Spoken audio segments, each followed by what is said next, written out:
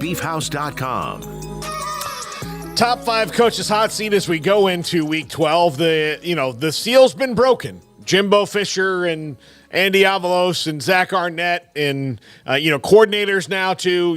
Alex Grinch, that broke the coordinator seal, but Mike Yuricich. So it is going around. So here are the coaches to watch for, I would say, after this weekend's games. Number 5, Sam Pittman at Arkansas. And we were talking about SMU and Rhett Lashley earlier.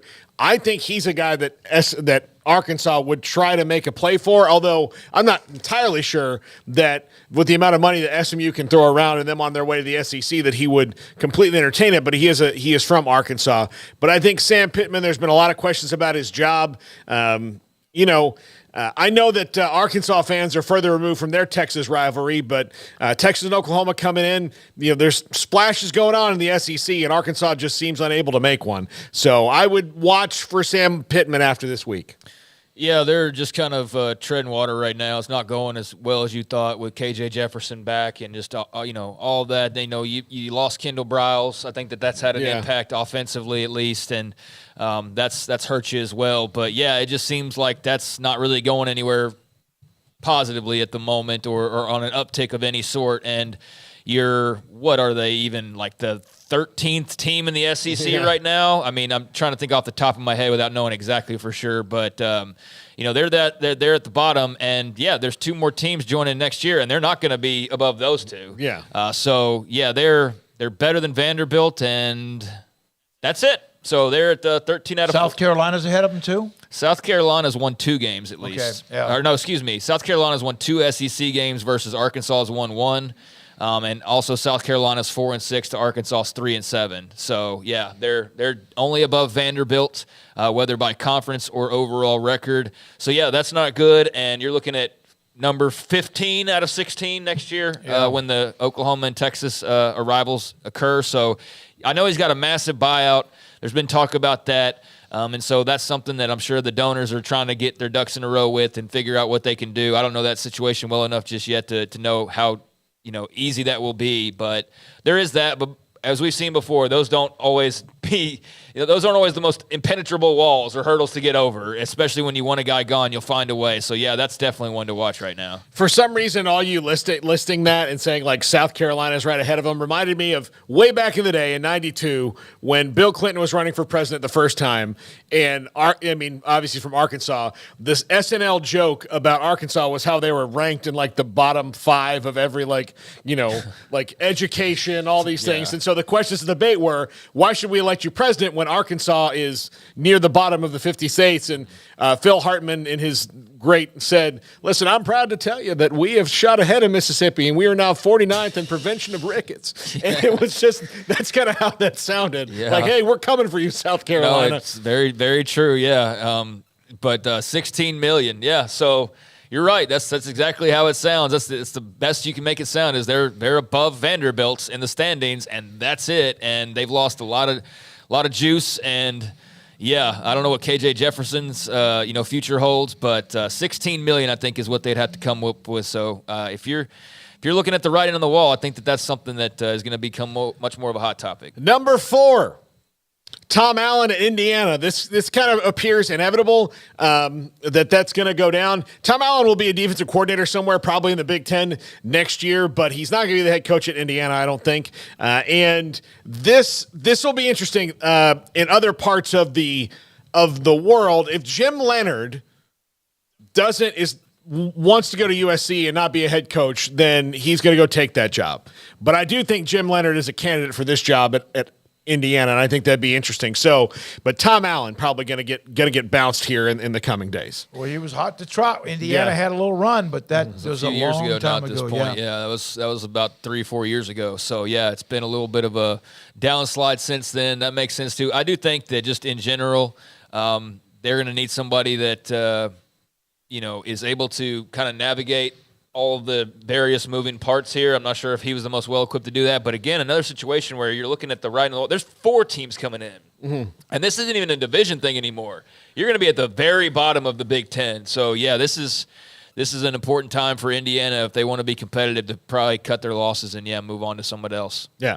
Number 3, Dana Holgorsen. This one is interesting. I don't completely see it happening, but they just lost to Cincinnati. Like, they're just so erratic. Yeah. They're so erratic.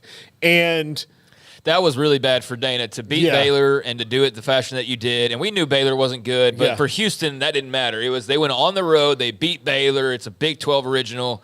And then to turn right around and get beat by Cincinnati, who had not won a Big 12 game, that was awful. Yeah. That was awful. So they're just really erratic. They've got Oklahoma State this week. Oklahoma State's probably going to be in a very foul mood. Yes. And so that's not great news for Houston. We'll see. And then they've got the space race next week.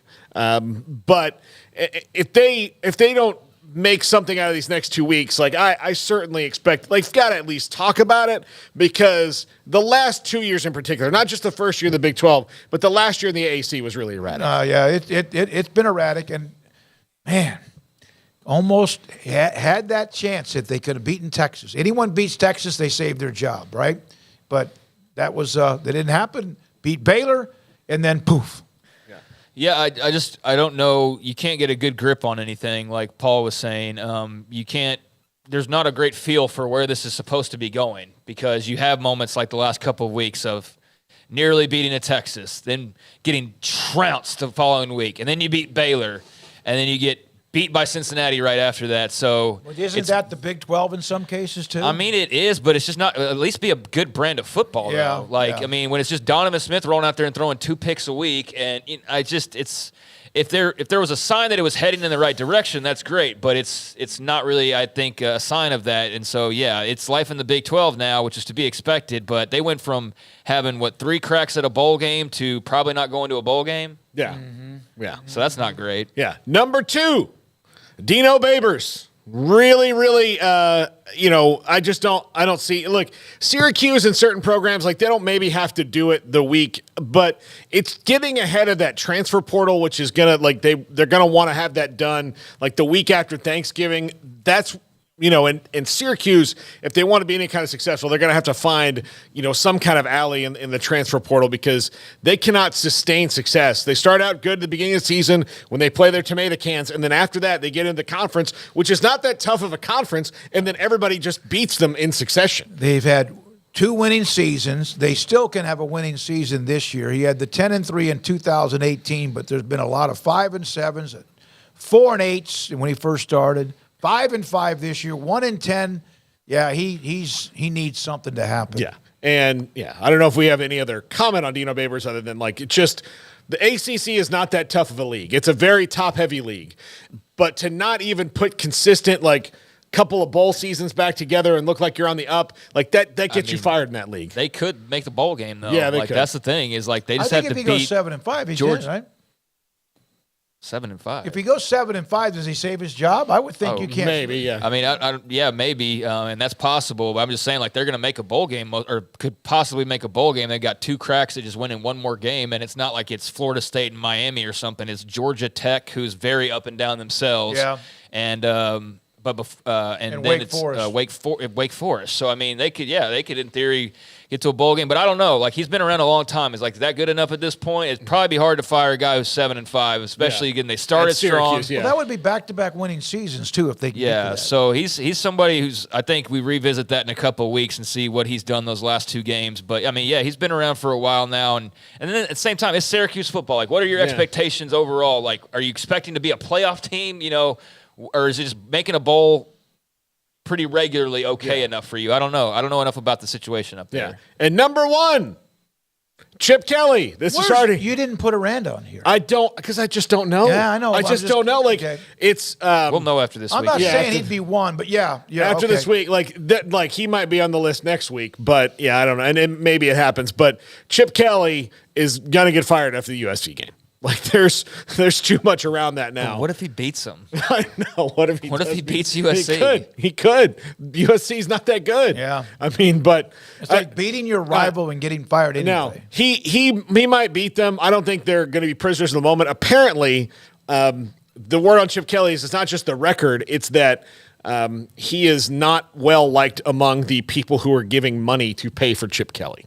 So that is always going to be a problem. They're not going to he's not going to beat USC and be like, yeah, I know you. We don't like you and your general personality, but you did beat USC. So all right, but yeah, apparently he is bristled with the power brokers, and that is never good. It's kind of a bit of a Bo Pelini situation in that it might even if you looked at Bo Pelini and go, well, he's been good enough, but he had bristled with some of the power brokers, and okay, Nebraska fired a pretty good coach in Solich, but they were slipping.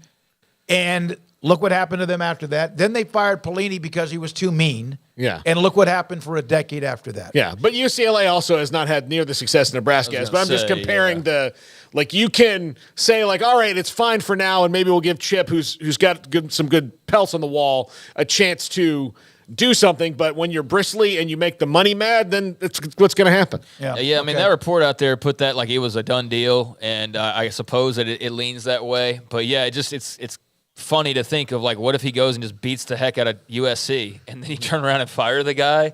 I mean, they got Cal at the end of the year, so yeah, I don't know. That you got the young quarterback and more that didn't work out as well, at least for when you needed to turn to him this year. And so I can see where, it's been a little bit up and down, and you're maybe, especially if there's stuff going on behind the scenes, you're a little bit annoyed by it. But that's going to be an interesting one to watch with that USC result for sure. Either way, some neat names, and unfortunately for some.